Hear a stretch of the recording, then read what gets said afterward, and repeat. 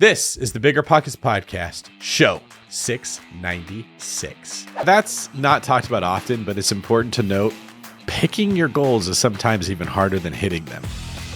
I remember the first time that when I was new in GoBundance, the first time I heard someone say, well, what do you want your life to look like? I said, well, better than it is now. Like, yeah, what does that look like to you?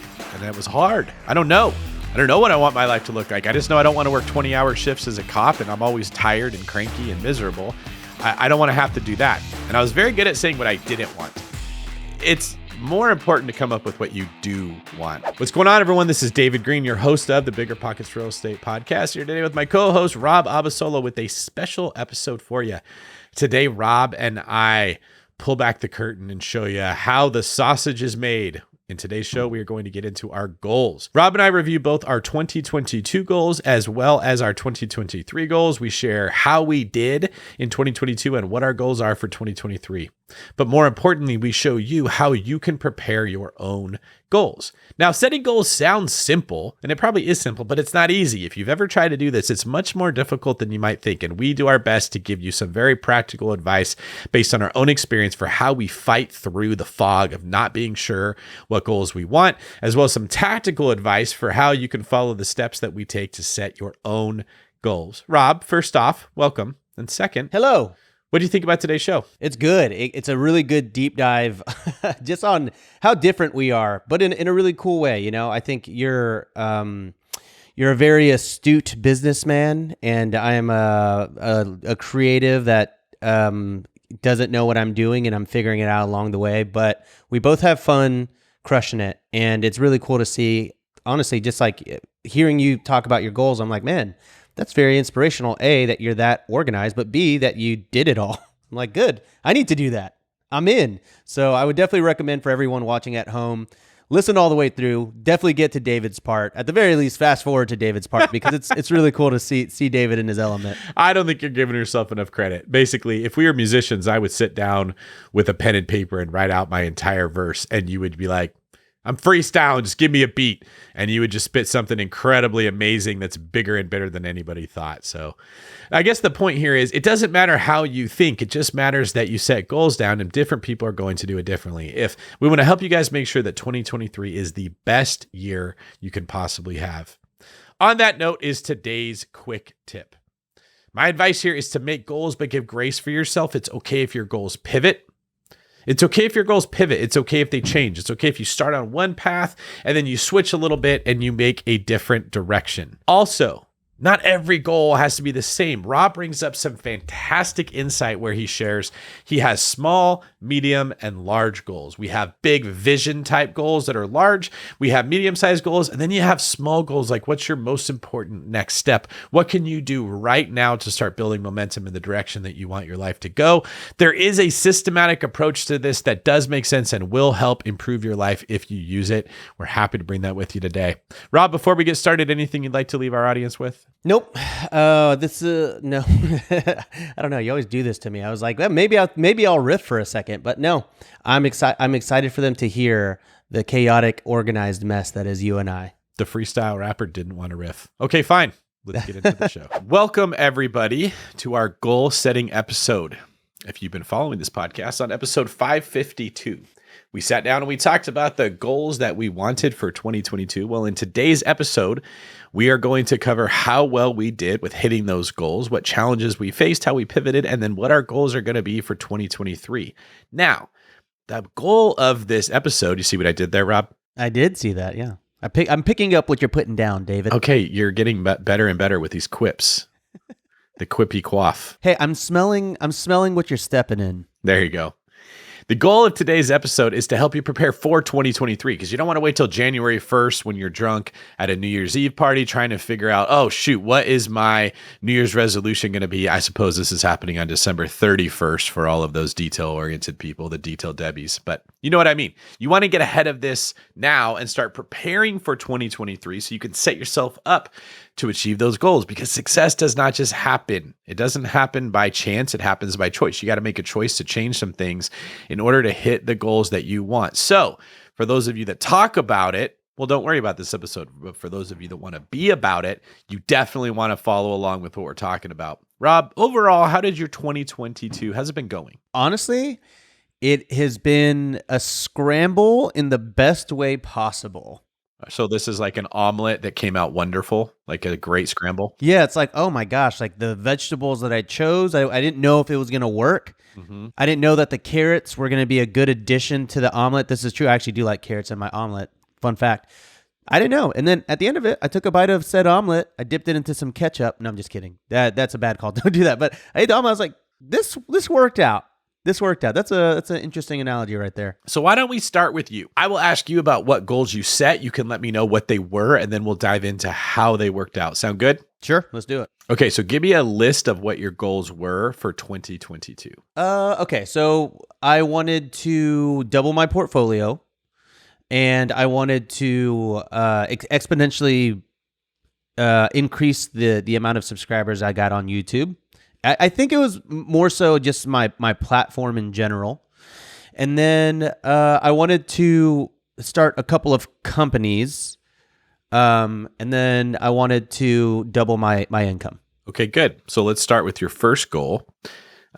Did you double your portfolio? I more than doubled it. Yeah. I went from the 15 Airbnbs, and we bought a motel and then a few other Airbnbs as well. And then you and I bought the luxury property in Scottsdale. So, I mean, all in all, I'd say I probably walked away from 2022 with like, I want to say like 25 new properties, 25 new doors, I suppose. Okay. Now, I forgot to ask you this before we got into hitting your goals. How did you come up with what these goals were going to be? How did you plan this? This is more complicated than like, I wish I could just be like, oh, I sat down and I wrote it on a piece of paper. And for me, like my whole life, my goals have been set around monetization of myself, like how much money I was making. And I kind of crushed that in 2021 and then in 2022 as well. And I sort of started to understand that monetization and money coming in is obviously a great thing, and I hit the goal, but it was very unfulfilling.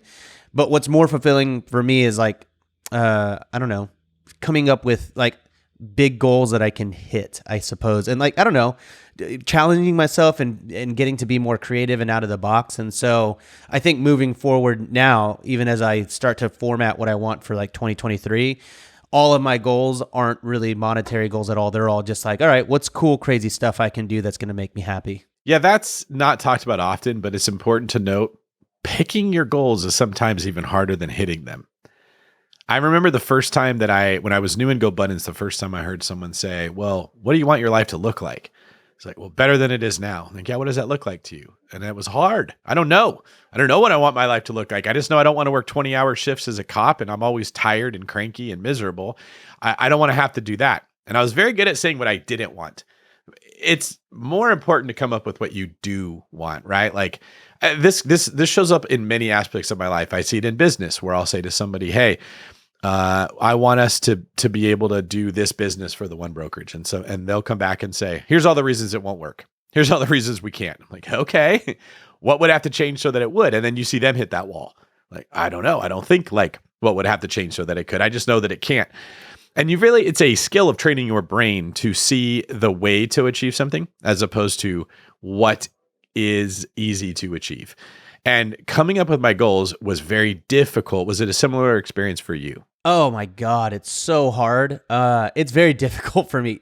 David, if I'm being very honest with you, it's really hard for me to set goals because I've hit them all. I say this as humbly as possible, but all of the things that I've set out to do, I've done. And so it's actually kind of hard. It's very perplexing to do that when you're so focused on the one thing and then you do it. And then if you're focused on several things and you actually are able to accomplish your dreams one at a time, then I've been like, this whole year for me, it's like, now what? I don't know. Like I've done it. So that's why I've really been challenging myself to put into play sort of some medium goals and then some like very lofty goals, because now I need something really big to work towards. And so we'll get into that here in a second. But yeah, I think it's like you really have to categorize like the small, medium, big goals, and really think of your small goals as things as you can hit maybe every week or every month. Your medium goals are something that you can hit every year. And then your big goals are sort of like your 5-year plan. Does that make sense? Oh, totally. You remind me of that meme where the guy goes to talk to the girl and he asks her out and she says yes. And she says, what do you want to do? And he says, I don't know. I didn't think I'd get this far. Yeah, that's me. Sometimes you're just in that position in life. I think we all are, where we know what we don't want, but we're not exactly sure what we do. And it actually takes some effort and some discipline and some trial and error, if we're being honest, about figuring out what do you want your life to look like. It's very easy. In fact, most of the time, if I ask that question of someone else, just like it was asked of me, they don't tell me what they want. I get a list of what I don't want, but that doesn't always help you, right? You got to figure out what you're trying to get to, which is the short-term goals are typically escape my pain. How do I get out of this situation, right? Like that will typically for me be, I need to hire a person to do this part of the job because I don't want to do that. But what do I want the company to look like? What do I want my schedule every day to look like? There's certain entrepreneurs that have hit this level where they're very, very detailed about exactly how they want their life to look. And you only get there through setting goals. Yeah. Yeah. That's funny that you say that. For you, one of your small goals is, how do I get out of this now? And like, who can I hire? Because for me, my big goals are, who can I hire? Because it's so hard for me to relinquish control creatively, especially to other people. And so it's a big thing to work up towards, even though the way you frame it is, it's actually something that should be a small goal that gets me out of this. So I'm actually starting to flip flop now to be that way. I'm making a couple of hires now.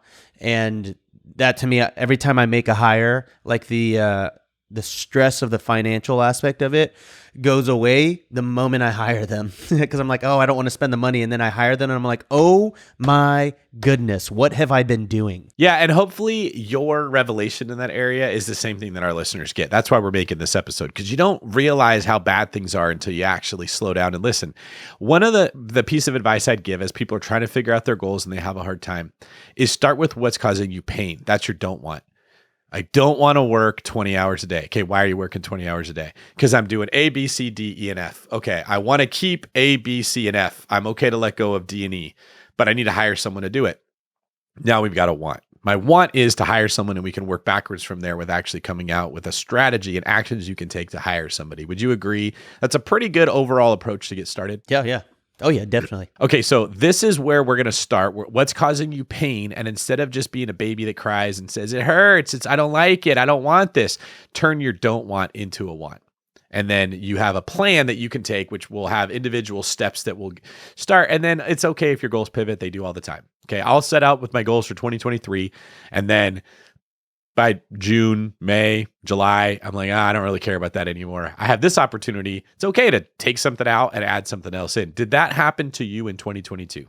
Yeah, so I am not the most detail-oriented and organized person. And so I'm a very free-flowing, visionary, creative guy. And so I think my biggest problem that I've been overcoming as of recently is actually just writing down things. I have all these thoughts floating in the ether. And so I didn't really know what I was working towards. I have all these things like, oh, I'll get to that. Oh, I'll get to this. Oh, I'll get to that. And yesterday I just told myself, I was like, you know what? I'm going to go get sushi. I'm going to go to a sushi bar. I'm going to take my Remarkable tablet right here. And I'm just going to write down everything that I have on the back burner and actually write like a tangible, like a tangible action step for each one. And as I started to do that, a lot of the things that I wrote down kind of seemed silly when comparing them to some of the bigger visions that I have. So there was definitely a lot of reorganizing and restructuring of what I really want. And going back to the hiring thing, I've realized that, they all require me. And because I'm so bad at hiring people, until I get over that thing, I can't really move forward with any of these goals. Yeah, this is why I say all the time that the enemy of business success is typically like personal growth. I'm bad at hiring. I don't know anyone that isn't bad at hiring, to be fair. And the only way we get out of this pain is we have to improve as a person, which is why personal growth always pops up in podcasts like this. And we have to call it mindset, but it's the same issue. So that's amazing advice. The therapeutic energy of taking what's in your head, trying to convert an emotion, a feeling, a frustration, a hope into a word, putting it on a document, and then letting it grow in detail from there. Is that typically how it works out for you? Yeah, for sure. And then honestly, just writing it down like that, some of these things I was like, oh my God, this is so easy. All I have to do is this one thing, and then the project moves forward. For example, yeah, it's kind of a long story, but I was building that tiny house village in Tennessee. A lot of other projects took priority over that one. We're permitting a 60-unit glamping resort in Arizona right now, and so we sort of took our focus off of it. But there was just one sort of snag with the septic tank issue permit, the environmental permit in our Tennessee property. All I had to do was make a phone call. And so literally I made a phone call today to the contractor that, it might be running that build. I think he's going to. And he's like, oh, I'll just go down to the city today and I'll talk to him about it. And guess what? He did it. And then we got off the phone with him today. And my business partner, Clint, was like, bro, is this happening? Like, was it really that easy? And I was like, yes, we hit pause on this project for almost a year because of a septic tank permit that could have been solved with a visit to the office. My soul is screaming inside because you're so right. I don't know how important it is for people to understand this. Like, this happens. We have a short-term rental that we've been waiting 4 months. 4 months of me making payments and getting nowhere. As someone on my team was like, we have to go through this process. We have to hire an architect. They have to draw this out. We have to submit the plan to the city. We have to wait for the city to get back to us. Like, it took forever to get the architect to draw it up. Then I had to pay an architect to do this. And I'm just going by what the team member telling me needs to happen. All right. Long story short, I have one phone call with the contractor. They go, oh no, you don't actually have to do that. We could just start the thing. I don't even think we need permits for some of this stuff. And if we do, they'll just come and tell us we need permits. And I was like, you're kidding me. You're telling me that 4 months have gone by and they didn't need to? And he says, yeah, I thought that's what you wanted. Why'd you think that? Well, your team member asked me, what should we do? And I said, hey, we should do this. And no one asked the question of, do we need to? Right. So many of your struggles are not as big as you think. It's a phone call. It's a person. It's a tiny little thing that if you put in place, and writing down what your struggles are brings clarity to what could be done. So remember, Rob, to ask me when it comes to writing a book, what that process is like for me, because it's very similar to what you just described for your goals. Dude, genuinely, there is a project right now that I'm trying to get off the ground, like a development project. There's actually two things in Joshua Tree. One of them, I just have to fill out a spreadsheet, but I have not done that because it would take about an hour to tabulate. And I'm just freak out about giving out that hour. And then the other thing is we have one small permitting thing. I just have to call the city of San Bernardino and tell them. And then I have to wait on the phone for 30 minutes and then talk to them for 30. And I don't want to do it. And if I just did it, then this project would be built like a month faster. Same thing with all of our Scottsdale expenses. Hey, by the way, I am making progress on that. No, but that's a long, don't worry about that. Yeah, that is a long spreadsheet that I'm just like, oh, it gives me anxiety just thinking about like adding everything up. I know that there are calculators and everything. So when you write it down though, it really is like, okay, tally up Scottsdale expenses. What's the to-do here? Add up expenses. And then when I look at that, I'm like, I'm so dumb. I could really just figure this out in an hour. So, or if you had a team member that was capable that you could say, hey, do this for me, it would get done. But then it comes back down to finding the right people, finding somebody you have confidence in. Yeah. Yeah. So that kind of feeds into one of the other, I guess one of the goals that I didn't mention, David, was to like actually hire people. So I did make progress on this front. One of the big things for me is I just wanted to make my life easier, and something felt wrong. I was just like, why am I so spread thin? Why is everything very difficult for me? And actually, I went to get coffee at 6 a.m, which I've literally never done before, but it was the only time my schedule would sync with Brian Davila. We had him on the show a couple months ago, and he was just like, you need to hire a COO. He's like, I think this is time for you. And then I was like, yeah. I was like, it's expensive. He's like, yeah. But if you look at the monetary aspect of it today, you're missing the monetization of it 1 year from now, basically. And so we got up from coffee, and he's like, I think this was a 7-figure conversation. Let me know in a year. And then I was like, okay. And so I set out and I hired a COO. And I mean, again, it was expensive, but as soon as I did it, there was that relief of like, oh, I don't have to worry about logistics anymore. And you know what? So you're happy with the hire then? Oh my God. So happy. He's great. That's a big piece of it, is being happy with the person that you hired. Okay. So that's a major milestone that you hit. With big one. Big COO. Big one. You also bought... Perhaps the biggest. Well, you also bought way more property than you were planning on. How did that come out to be? It turned out to be good, and this is a bittersweet. Okay. I'm always grateful for the expansion of my portfolio. Good and bad. Good in that I did it. Bad in that I was just like, okay, I could have done more, I think, now in retrospect. And so it really gives way for what 2023 is going to be. I doubled the portfolio this year. I would like to probably, if I can, triple it, maybe quadruple it in 2023. Is that going to be one of your goals? Yes. So I will say it basically showed me that I was capable of a lot more than I thought. I underestimated myself. And then when I did it, I was like, oh, okay, actually that wasn't that bad. And now I'm here and I'm like, oh, I wish I would have done more. It kind of comes down to that saying that Brandon used to quote, that it's attributed to Abraham Lincoln, that if I have 6 hours to cut down a tree, I'd spend the first 5 sharpening my axe, right? Your goals seem incredibly difficult to accomplish until you put them on paper and then say, okay, if I want to do X, I need to take these steps to get to X. And then you get 4 steps of Y. And then you're like, oh, that's actually an hour for each step or a day for each step. And I could be at X, which would be huge. And it would allow me to double whatever I'm doing. That's why we're having this episode. It's often much loftier in your mind than what it would be if you got down to doing it, right? Yeah, and I guess to wrap up that analogy, I think my axe was a lot sharper than I thought. Yeah. And we spend too much time sharpening, and that's sort of that analysis paralysis, right? Where I was there, consistently every day sharpening that axe, and then came game time, I was like, whoosh, and I was like, oh, dang That it. tree came down way faster than you thought. And you're like, oh, I could have chopped down a bigger tree. And now I was out of time to go and do it again. I mean, we're still closing a couple of deals by the end of the year, but at the end of the day, I was just like, dang it. Like, I should have swung faster, I guess. Yeah, and I'm confident this applies to more. It's not, I don't hear this and think, well, of course, David and Rob have a sharp axe, but I don't know how to invest in real estate. Yeah, you do. You can go house hack if you want. You can go buy a primary residence with 3.5% down and just spend your time working with an agent to find one that has 2 ADUs or a duplex that has an ADU in the backyard. Or you could even go look to buy an RV and put it in the backyard and rent that out to somebody else out. There's a lot of small steps that could be taken on this journey. And you take them and you get there quicker than you think. And you're 3 months into the year. You're like, okay, I already bought the house. Now what do I do? You got 9 months left to figure out how to expand. When it's written down, it's much more simple than when it's all in your head and it feels intimidating and confusing. Yes, 100%. So part of your challenge was how do I come up with my goals? You wrestled with that. Part of your challenge was finding a COO, and that sounds like that relieved a lot. What other challenges did you encounter in your 2022 goals? So this one is the current challenge right now, and I have figured out that I want to triple, maybe even quadruple my portfolio in 2023.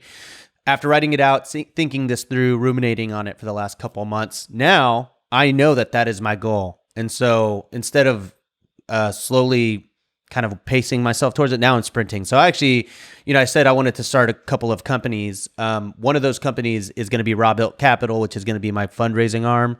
Remember when I said I wanted to put a really lofty goal out there? My lofty goal is I want to raise $100 million in the next 5 years. That's my target.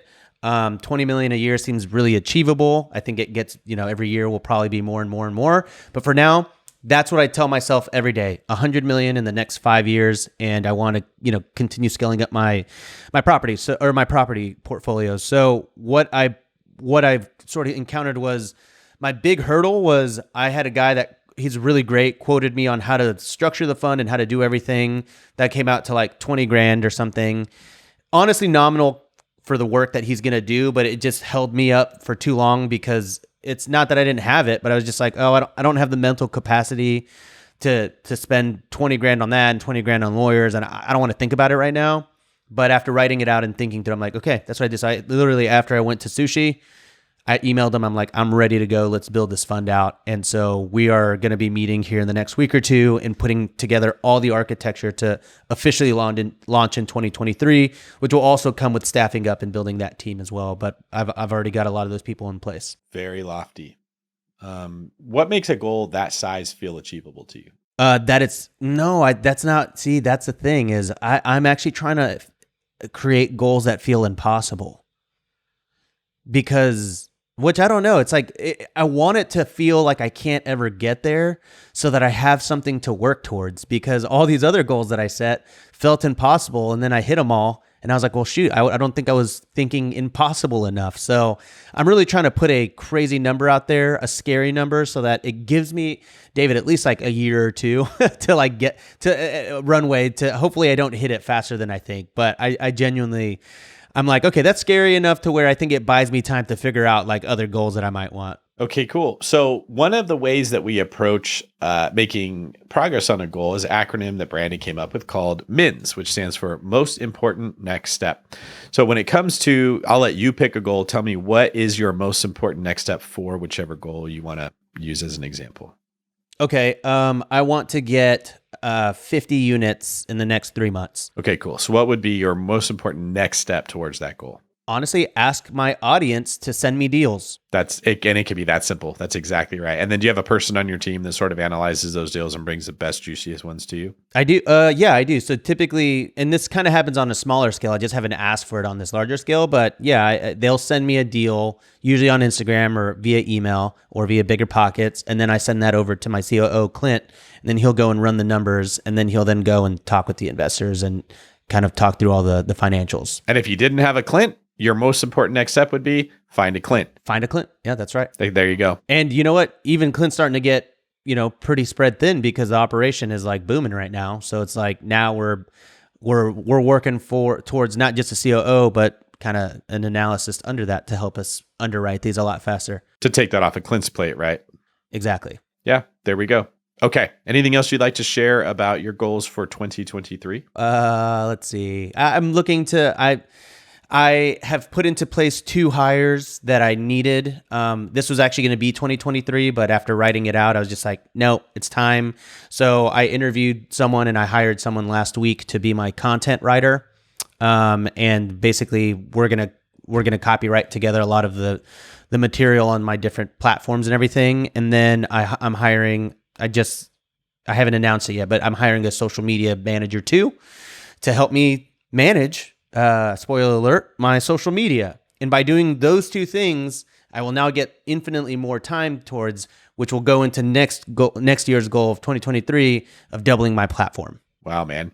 That is pretty impressive. This is my first time hearing about this, Rob. I got to say, you seem unstoppable right now. Oh, don't fall for the calm Rob you see here. He's getting crushed inside. No, I'm just kidding. No, it feels good. It feels good to have been in this situation for the last year in a good way where I'm like, okay, I'm figuring things out.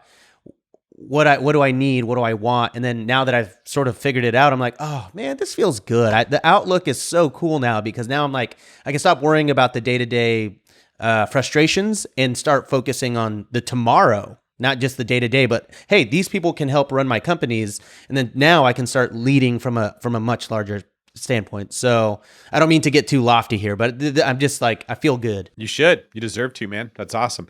And I like that you're just highlighting that the majority of the work is figuring out the vision. Where do I want to go? What do I want this to look like? When you have that, the rest of it kind of falls into place if you take the action. But if you don't have a vision, you're just going to feel like you're always in a kind of like a foggy headed state where you're not sure what you should be doing. And often that's associated with negative emotions like guilt, shame.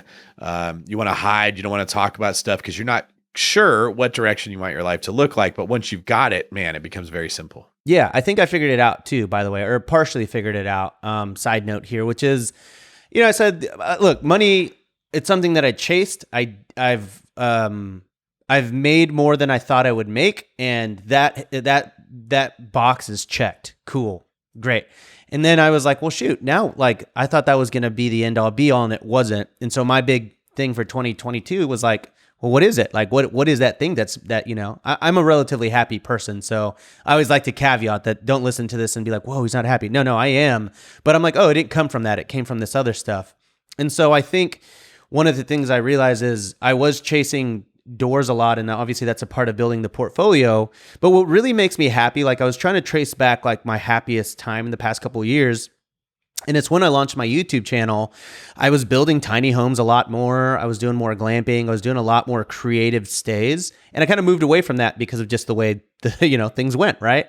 And so I just realized, I'm like, well, shoot, if that was what was making me happier, I think I just need to lean into that. And so when I'm launching Robuilt Capital, my goal for that fund is not to be your typical apartment syndication per se. It's actually meant to be more of a unique stay fund where I'm going to be investing in RV parks and turning them into like upscale glamping resorts, or taking campgrounds, and instead of renting out a space for $20 a night, I want to put a really premium $200 tent on there and create a super unique stay. And so that gets me, so I'm like, oh, I have not been this excited in a long time. So I'm now going to be just really putting a lot of time and effort into things like tree houses and domes and like really cool structures like that for 2023. And now that I figured it out, I'm like, oh, it really is a weight lifted off my shoulders. Awesome, man. Well, make sure you lift it off very slowly, because we don't want you hurting your back again. Oh, well, hey, I worked out for the first time on Monday since I threw out my back, and it felt good. And then I went back today, and I'm like, man, I'm so glad I'm back in the groove. So honestly, a big tip for a lot of people is work out. You never really realize the clarity that you're going to get from working out. Because honestly, at the end of it, I was like, oh, feels good. All right. So last question here. What about personal goals as opposed to business goals for 2023? Yes, this is a big one. This is a big talking point between my wife and I. I think she's slowly she's getting on board with it, but I want to travel more. I want to travel internationally more specifically. And it's just really tough with kids. We got a 1.5-year-old and a 2.5-year-old. Not good ages for kids on a plane. Every time we go, it's absolute craziness. And so pitching her on like a 10-hour flight to Copenhagen hasn't been going over super, super well. But for 2022, I just want to travel. That's like my big one. I don't care. It doesn't have to be across the, it can be in Mexico. It can be in Canada. Yeah, you and I might be traveling to Mexico in a couple of weeks here. Trying to put that together now. Yeah. We need to chat about that today. Hey, not on the pod, David. Don't tell everybody our secrets. You don't want him to travel there to find us. You don't want to get kidnapped in Mexico. No, I'm excited. Yeah, that should be cool. But yeah, traveling more is a big one for me. Before my wife and I had kids, we told ourselves, we were starting to think about it. I was like, you know what? I've never traveled, and I think we should go to 10 countries before we have kids. And she was like, let's do it. And so we did. We traveled to Japan, to Denmark, to Sweden, to the UK. We went to a lot of places in a year's time, and it was really great. And those were some of the happiest times of my life. So I just want to go back around the world. All right. That sounds amazing. Thanks for sharing that. For sure. Okay, so let's turn it around on you here for a second. You just heard my ramblings. Hopefully some of it made sense. But what were some of your goals for 2022? Mine are actually much more systemized. So the way that I typically work out my goals is I take more or less each of the business endeavors I have going on, combine that with my investing. I make like a headline for it on a Google document, and then I write down, these are the goals that I want for each company. And then I save that as a tab open on my browser. And a couple times a week, I just check it and see like, how are we doing as far as marching towards that? And I often will see, ooh, I fell behind there. That becomes an email, a text, a conversation with a leader to say like, hey, we wanted to hire 5 more agents. What are we doing? Oh, I wasn't thinking about that. I was thinking about this. Okay, let's put this back on the radar. You're sort of constantly moving to all these spinning plates and like trying to spin them. And like you said, my biggest struggle is always hiring. Like there's so many people in the world that want to be a part of your company or your enterprise because of how they see it would benefit them. There's not a lot of people that say, I really want to come and contribute to what you're trying to do. And if I contribute well, I know that I will be financially compensated as well. So it's just, I think this is every business owner's struggle. I think this is every person's struggle. And it's not unique to business. Like if you're in the dating world, it's not hard to find a person who says, well, what does this person have to offer me? There's not a lot of people that are going around saying, I want to find a person that I can really serve. But that's what you need. If you need 2 people that are serving in business and relationships and whatever, if you want to be successful. So if you like, I could just start with like each category and go through and read off what the goals are. Wow. We should have started with you first so that people could stay hooked, because everyone's gone at this point. No, I wouldn't want to make you feel bad by having this very systemized process. And you're like, well, I like get a napkin at a restaurant and I wake up at 6 a.m. one time in the year. It's a remarkable tablet, by the way. It's not a napkin. It feels like a napkin when you write on it, but it's a pad. I've heard of these remarkable. I'm actually thinking about getting that as a gift for a couple people for Christmas this year. It's a good gift. So my first one has to do with vision. Okay. This is this stuff that's very big picture that I know in general, I want to move in a direction. And my vision has been the same the last 3 years. I don't always have clarity with how I'm going to achieve it, but I know what I want.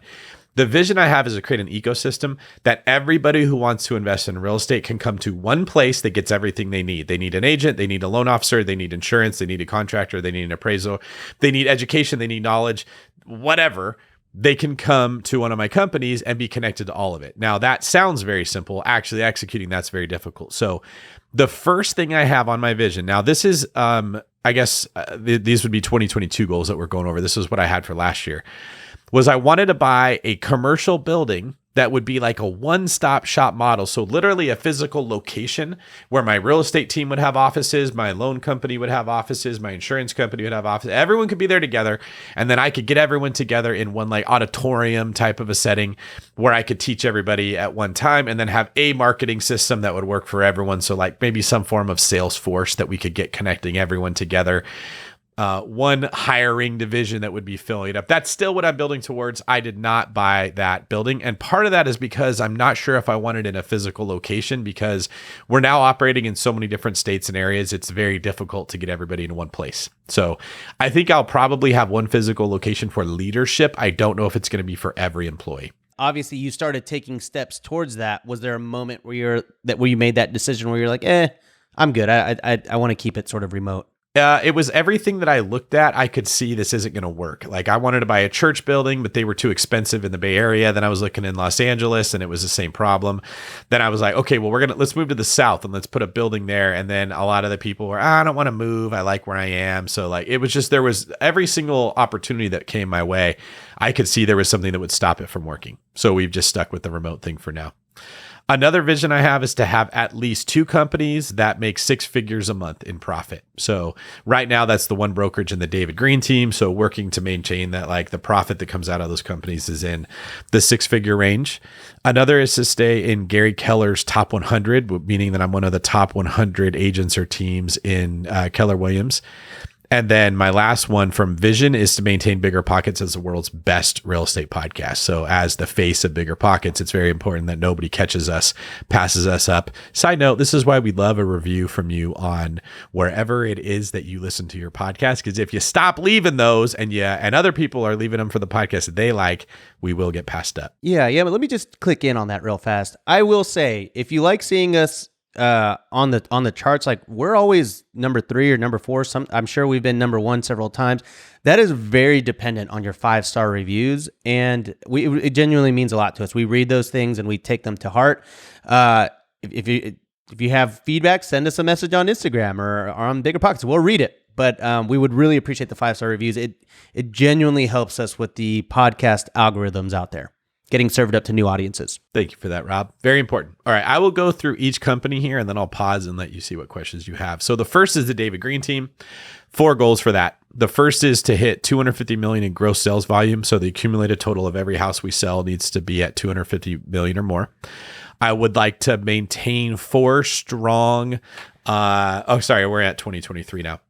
4 strong sales leaders. So those are agents on the team that that get leads handed to them as opposed to just generating their own, and they oversee showing assistants to help them with their job. I would like to add 5 new agents to the Northern California location. There's going to be a few more because I switched to 2023 off of 2022. I would like to add 2 expansion teams. So this would be agents in different markets that we can refer buyers to. Typically, there's markets where I'm buying a lot of houses. So I'm looking to add an agent in the Smoky Mountains, as well as one in either Blue Ridge, Georgia, or South Florida or Scottsdale. Like those are all areas that I believe in. I'm buying property there. So I'd like to have a David Greene team agent that I can refer people to. I would like to launch the DGT program that's actually called Launch. So when we have new agents come join our team, we now have like a video library of trainings that help new agents get started and acclimated to our system, and then release the David Greene Team University DGTU coaching program that will help real estate agents to sell more houses. And that will kind of be tied in with the series of books that I wrote for BiggerPockets to help agents with selling homes. Cool. Okay. So my first question is, you said that you wanted to reach $250 million in closed sales. Mm-hmm. Why that number? Is that an achievable number? Is that something that's like, are you guys on the cusp of that? Tell me why you chose that number. It's sort of the number that with the group we have, if everyone gets maybe 80% of their potential, that's about where we land. Okay. And then you said that you wanted to, so what I've realized that I've already learned so much from you, David. Your goals have goals. That's what it sounds like. You keep clicking in, and it's like, boop, boop, boop, boop, boop. I want to reach this, and I want 4 sales managers, and then I want these markets, and then I want these agents in markets. So what's the, I guess with your 4 sales managers or your 4 team leaders, are those all going to be in one office, or do you want those spread across the country? So this is a great question here. And it is true what you just said about my goals. My brain tends to work that way. I see the big picture and then I like click in and like, those enhance the footage. Like it just keeps zooming in on the individual details. And that's how I come up with these. I would like those sales leaders to be a strong core in California. And because the idea is once I have a strong core, when I add expansion agents, they have a mentor they can learn from. You have to, it's like you're trying to build a culture, which is very difficult because that depends on people and you got to get people that are bought in. I can't accomplish the goal of adding expansion agents if I don't have a core of agents that are already established in the system that can teach the new people. Kind of like you can't draft rookies if you don't have veterans for them to learn from. Okay, cool. And so far, are you tracking with, have you been hitting a lot of those goals for 2022? Or, because I know those were kind of a blend, but where did you net out for 2022? 2022, I landed right around where my goals were. So the goals for 2022 with that company was $250 million in gross sales. I wanted 4 strong buyers agents, which I have. I wanted to hire a COO, which I did. Kyle was promoted to COO and he's been doing well. And I wanted to end with a team leader for the Brentwood location, which is kind of our hub. And Kyle has taken that over and he's about to promote our first agent to be that. So all the DGT goals for 2022 were hit. Amazing. Congratulations. That's awesome, dude. Thank you. And I should also highlight, that's not like massive growth mode, right? Like I'm more wanting to maintain what I'm doing and have a healthy growth as opposed to blow it up, because you can't blow everything up at the same time. You've got to let something go if you want to focus on other stuff. So my method tends to be put all my energy into this thing, get it really big, hire someone to maintain it, move on to the next thing in life that I want to grow. Yeah, I could take a page out of your book. That's there's that phrase that I hear very often, which is you overestimate what you can do in a day, but underestimate what you can do in a year. And that kind of sounds like what you're talking about, which is like you just want steady growth over the year. You recognize that you can get a lot done, but don't go too crazy with it.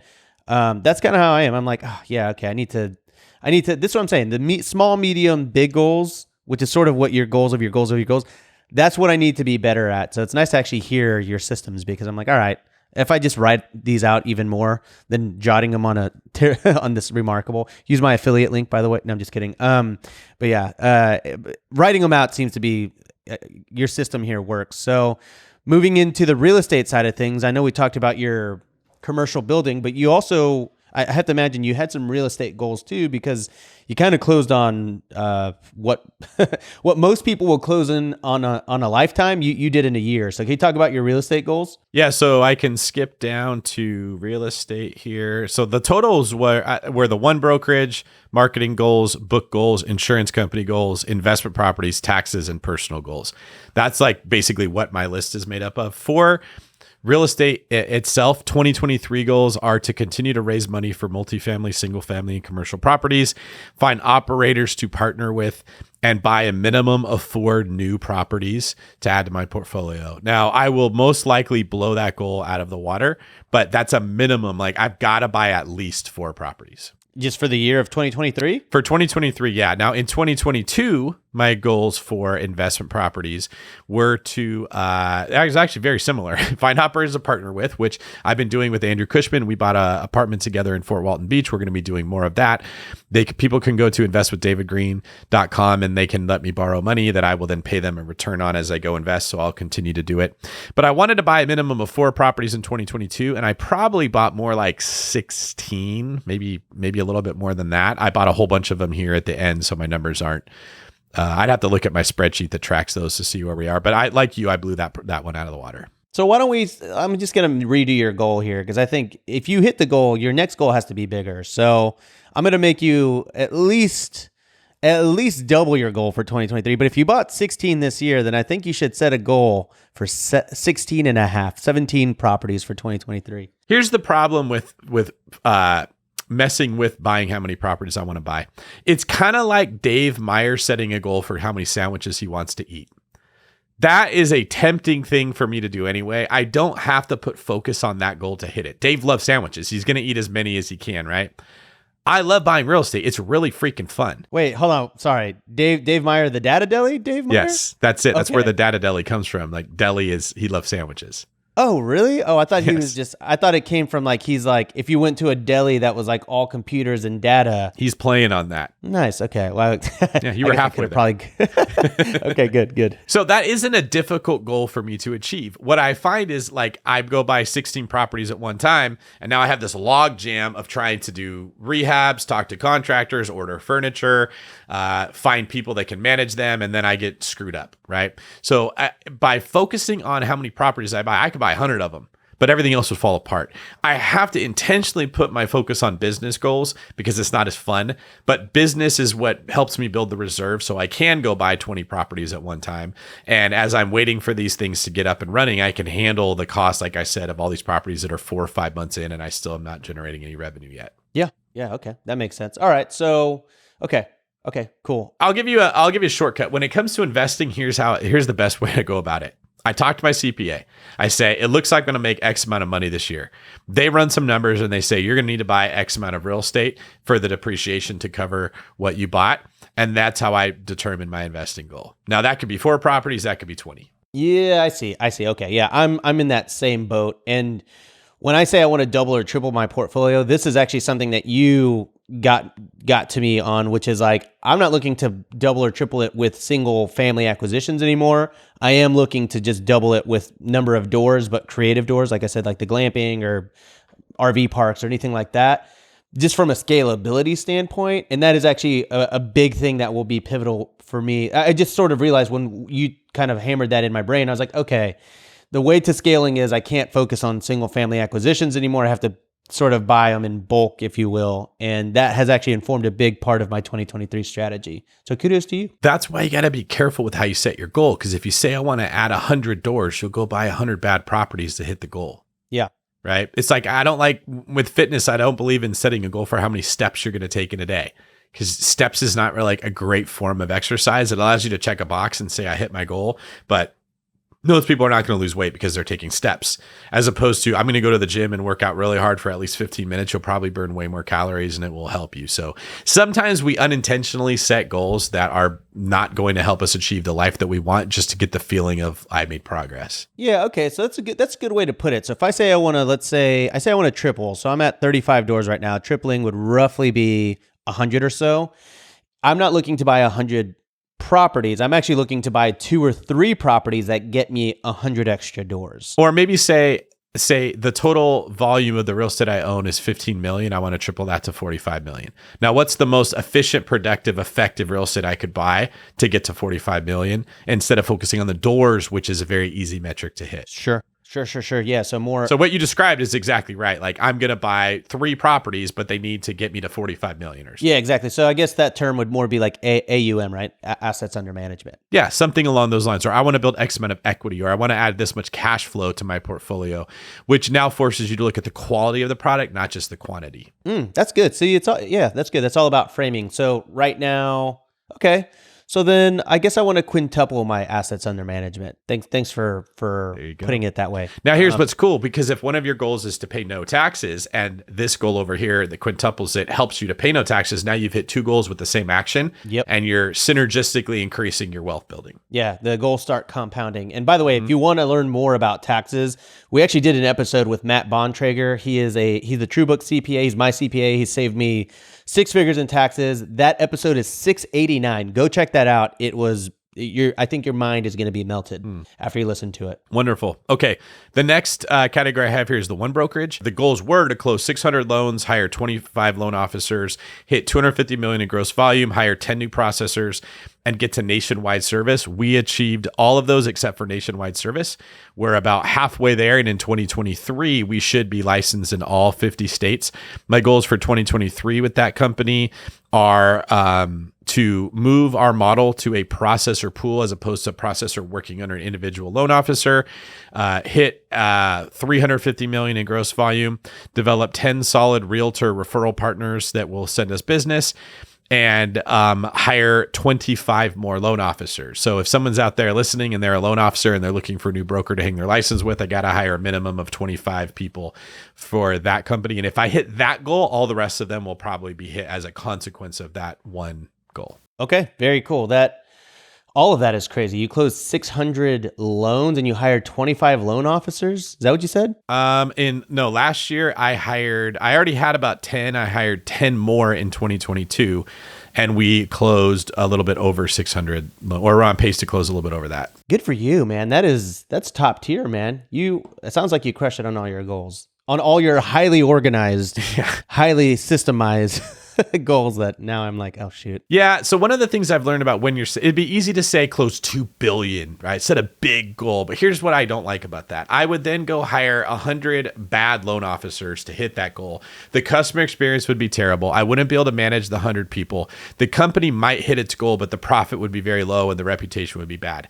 It's more, I look at it like I want to hire 5 new agents for the David Greene team. Why not 50? Because frankly, I don't think my new COO can handle hiring 50 agents when he's only done the job for 6 months.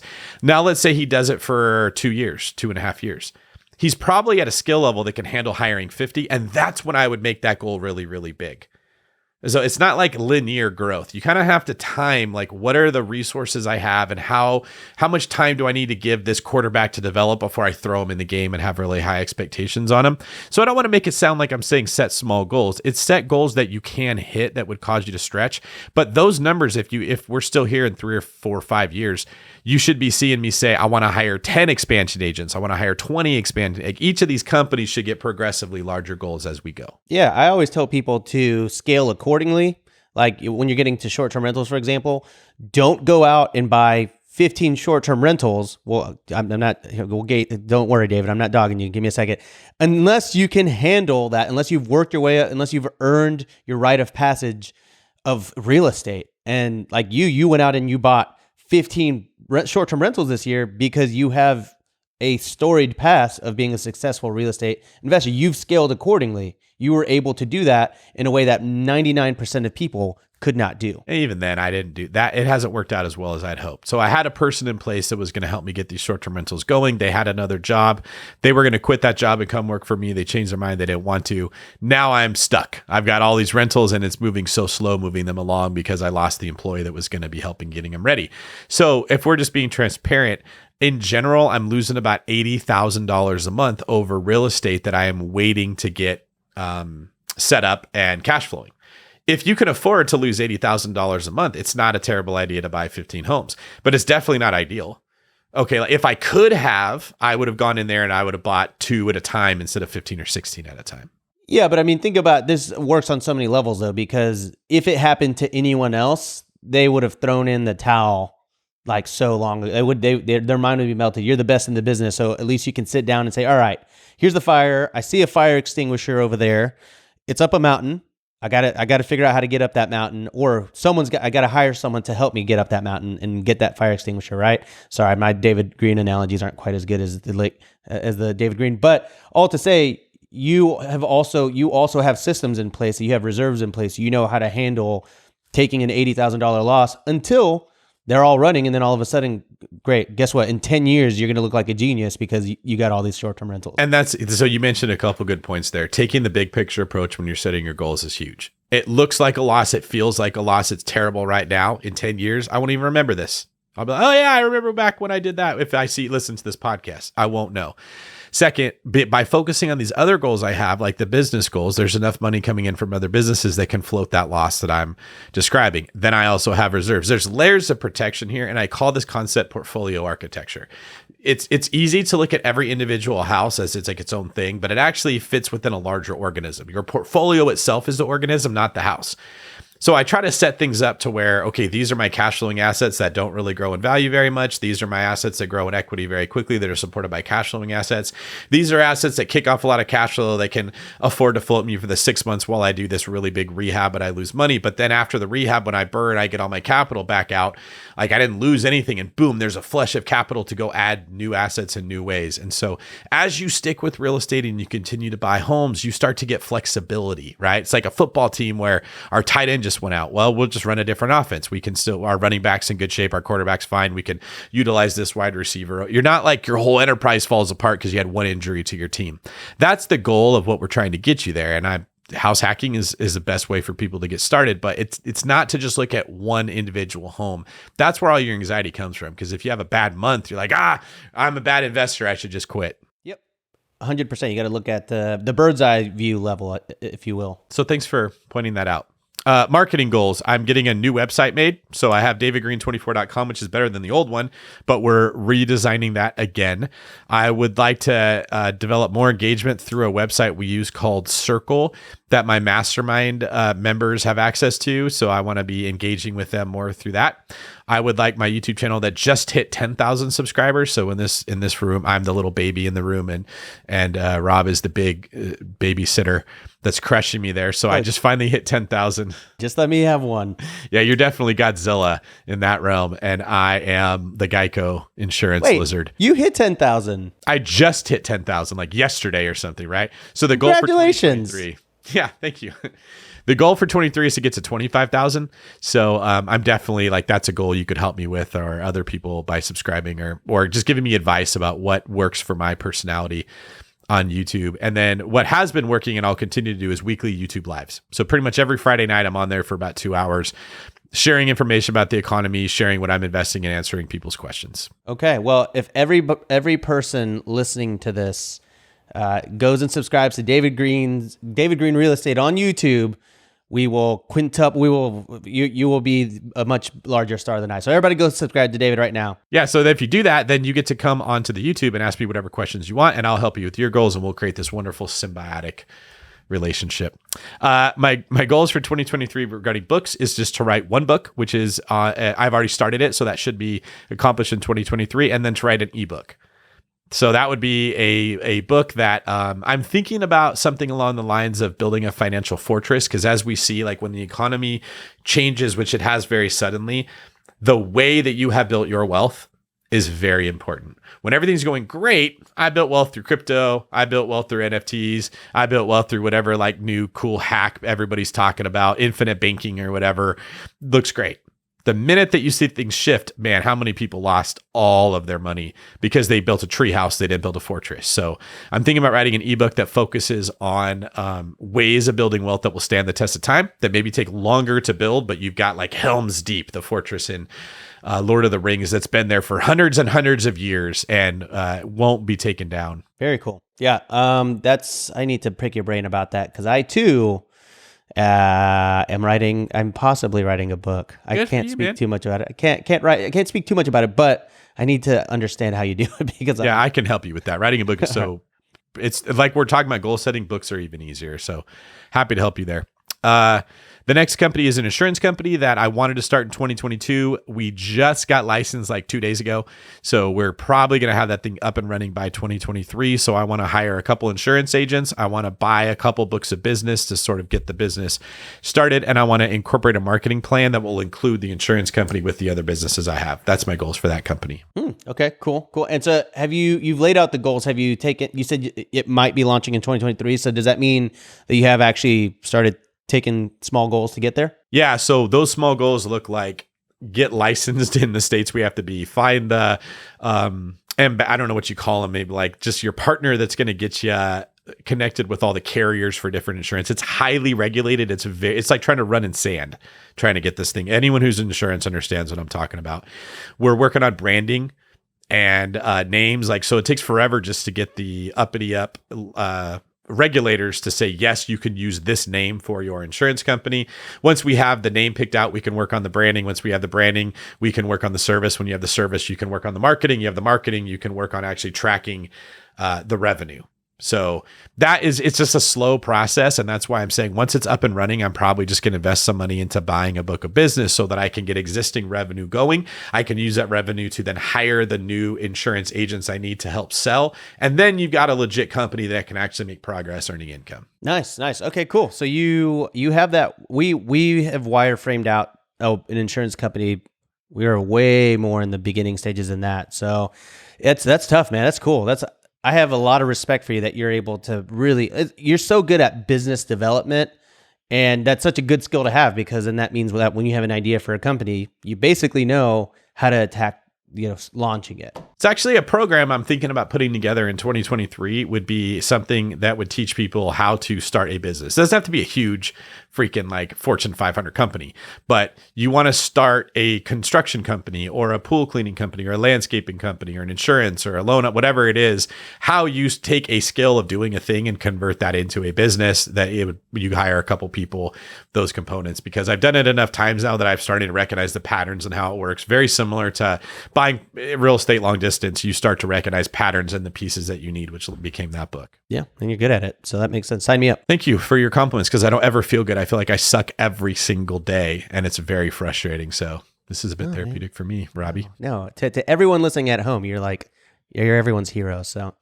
and you're my hero, David. Thank you for that. I should probably make growing a quaff be one of my goals. It'd be funny if we did that together. Who is it? Somebody sent you a picture of us. They molded our basically faces into one, which was awesome. Do you remember who that was? Can we give him a shout out? Okay, yeah, I looked it up. His name is Edward Morden, and I'll try to time it to where when this when this podcast goes live, I'll post it on my Instagram, and you can repost it. It's really good. Good looking out, Edward. That was a very funny picture. Yeah. All right. My last set of goals are personal goals. And those are, I'd like to do quarterly paid speaking engagements. So I need somebody who has experience booking speakers to speak at different events. I want to be doing I'd love it if ideally I went and spoke somewhere every month, but I don't have the infrastructure in place to get a person that would book me at those events. I would like to hire an employee for property management. That's a huge one. Like looking for a full-time person that their job is to work for me and manage my short-term rentals in different states. But having a very hard time. I appreciate, Rob, you sent us over a couple of people. Just everybody is sort of like, well, I thought we were going to start a business together, or I don't want a full-time job. I do it on my own. Like finding that person who says, oh no, I know how short-term rentals work and I want to make $100,000 a year. Managing these for somebody else has just been tricky. But I know once I have that person, I can really scale how many short-term rentals I buy. Oh, that's right, man. Host campers, they provide, my friend. We'll get you set up. If you're a host camper, let us know if you're looking for a full-time job. Other personal goals are to work out 3 times a week, to do BJJ, Brazilian Jiu-Jitsu, twice a week minimum, and to build at least one additional recording studio like this one. Because what I'd love is to have another place I can stay at during the winter months when California is cold and not that much fun, that I can travel to somewhere warm without having to record from my laptop. Because like I said, my vision goal is to continue BiggerPockets being the best real estate podcast in the world. So you can't be having subpar performances every time you travel. Well, hey, on that note, BiggerPockets just had this in October. We had the most downloads ever as a podcast. So I think we are the best real estate podcast. But we got to work to maintain that, right? Once you get a 6-pack, it doesn't stay there. You got to keep working. So if I want to be able to travel and I want the show to be good, I got to invest money in finding a property and building a studio in one of the rooms of that property. So that's another one of my personal goals. For sure. That's it. We did it, man. I'm going to pitch to us. Hey, can we redo my part? I'm going to go write down everything like David did. But this is honestly, it's good because it's like, I think it shows two different mindsets, or not two different mindsets, but two different minds. Like we're very different people, but we're both kind of going towards the same thing. So that's why I always No, I see a world where our paths probably intersect years into the future, where your skills and my skills come together, and many of our goals will probably align because we have two different approaches, but they're very complementary, right? You've got this big vision that you want to see that isn't necessarily within the ecosystem of helping clients, but putting conferences together, the programs that you're running, continuing to grow your followers. You're much better at that. Like I barely hit 10,000 on my YouTube channel. That's not something I'm good at. I'm definitely probably is a dumb thing to say. I don't know why I just did that, but I think you know what I mean. When it comes to the details of how you take what the goal is and you break it into manageable actual steps that you can take. So I think you and I like that. This is one of the reasons I like working with you, Rob, is we have different approaches, but the same value system and a complementary synergy between the two of us. So that's another reason why you want to share your goals with other people, because you come across other human beings that can help you with them, that you can also help. You know, that's probably going to be I wish we had more time to talk about it, but that's so important, dude. Like a year ago, I went and spoke at Cody Sanchez's conference. It was called Uncon. And I've probably said this on the podcast. I was in the green room with all the speakers, and they were all millionaires and billionaires and way more successful and smarter than me. And I was just like, oh my God. And I felt like I leveled up several times just talking to people. And so, you definitely want to find people who are very different, very contrarian to you, that are better, smarter, richer, wealthier, because you can learn, you can evolve so many times. I feel like just since you and I have met and become friends, I've evolved 10 times this year. I'm a completely different person than I was whenever I met you. And it's just because I've really actively worked to surround myself with people that have really cool, interesting ideas and really cool executions of those ideas. Well, thank you for that, Rob. I appreciate the support there. Well, if people want to find out more about you and all your cool businesses and your insane business development, where can people learn about you? Please look me up on social media at David Greene 24. I think TikTok, I'm official David Greene, but everywhere else I'm David Greene 24. And YouTube just came out with handles, and I was able to get the David Greene 24 handle before some jerk got it and tried to sell it to me. So I'm very happy. I don't know exactly how they work. I'll probably have to have Rob walk me through it, like, because I'm an old man who doesn't know how technology is. But right now it's youtube.com/David Greene Real Estate. But if you look up the YouTube handle, it's David Greene 24. Awesome, man. Have you looked into the handle thing yet? Yeah. I locked up Robuilt, thankfully. Atta baby. All right. Yeah. One win for the people that aren't out there grabbing other people's stuff and trying to sell it to us. I know, because someone tried to sell me Robuilt.com for 18 grand one time. And I was like, no. And now I'm kind of like, dang it. They're basically like terrorists that are just like holding your own stuff hostage. They're technological extortionists. Yeah, they steal the keys to your house and they make you buy it from them to get back in. But hey, here's the good news. I was able to lock up Robuilt on YouTube. So if you want to find me on YouTube, go to Robuilt. If you want to find me on Instagram, Robuilt. And then TikTok, you can find me at Robuilto. But nowhere else. Don't follow Robuilto on Instagram with Robert's pictures because those are fake. That's true. Yep, they are. Oh, yeah. I heard Elon is trying to switch Twitter so that the blue check mark is something you pay like $8 a month and it's much easier to get. It would be wonderful if every other social media platform adopted that same method and they verified the majority of people that were on there. I'd even pay like $10,000. I'd pay a lot of money so that people could know you're actually talking to David, not some ripoff of David. So really crossing my fingers that model changes. Yeah, same. I was like $8. That's it's almost too easy, but I think I'm good with it. I'm happy that it's obtainable now. So yeah, maybe they can make like a purple check mark that's more money if people's ego needs to be stroked. But the idea is we just don't want our followers getting taken advantage of by people pretending to be us. Yeah. All right. Thank you for that, Rob. I appreciated you sharing your goals. You've absolutely crushed the goals you had in the past. So way to go there. And thank you for sharing the struggle with the audience. Any last words before we get you out of here? No, I'm really excited for 2023. And you know what? 2022, I still got 2 months, man. I got a lot of goals on my mind that I'm like, I'm going to do this just because I like a good sprint. Right on, man. Well, thank you very much. We'll get you out of here. This is David Greene for Rob, leveling up faster than a Pokemon Abasolo. Signing out.